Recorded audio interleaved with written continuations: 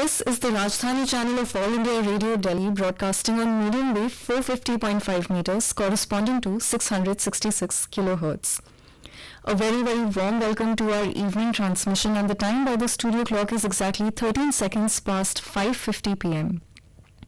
This is Delhi. Please stand by for our next program. This is All India Radio. You will now hear comments from the press. The Sunday Statesman, in its editorial titled Ebola Strikes Again, writes, "The Committee of Nations is on test as the challenge to public health has seldom, if ever, been so forbidding. With hundreds of thousands in the Democratic Republic of Congo, DRC, battling the second largest outbreak of Ebola, the World Health Organization has been remarkably swift in declaring an emergency of international concern with a signal to the world for more and better support. Given the lack of development and poverty levels in the Congo, it is unlikely that the country has the wherewithal to combat the potentially mortal affliction. Overwhelming ignorance and superstitious beliefs have made confusion worse confounded. This makes it direly imperative for the world to pool in its resources to assist the DRC with medicines and health personnel. 5 years ago, a similar outbreak in West Africa had claimed more than 11,000 lives. This year, it has been rated as the second most deadly. More than 1,600 people in the northeast of the country have died in the latest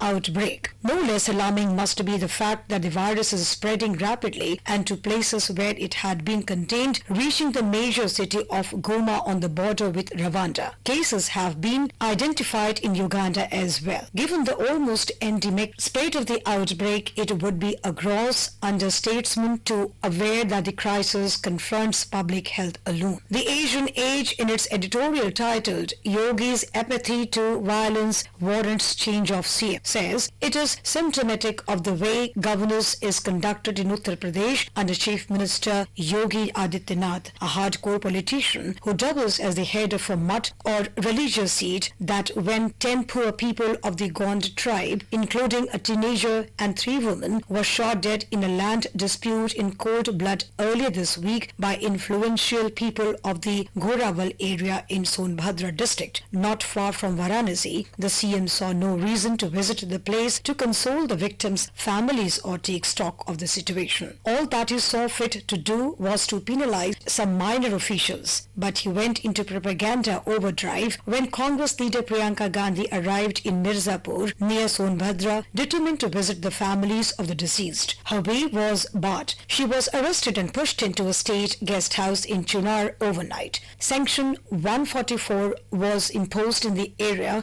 to prevent her passage. The CM did not bother with the dead. He prevented another politician from expressing her sympathy with their kin and kith and held forth at a press conference on the ills of the Congress. The Sunday Statesman, in its another editorial titled Toy Over the Hill, says, in the same manner as the bumps on Kolkata's metro track, the utilitarian value and attraction of the Darjeeling Himalayan Railway, or the puffing toy train, if you will, is under a dense cloud. The legacy of poor maintenance is the strand that bind the DHR to the rapid transit system of the plains. Regretfully, there is little or no reference to either in the railway component of this fiscal union budget. That negligent nonchalance does not hobble the operations of the United Nations. However, hence the UNESCO directive to the Indian Railways to submit a report by next February on DHR's conversation on the train winds its way up to Darjeeling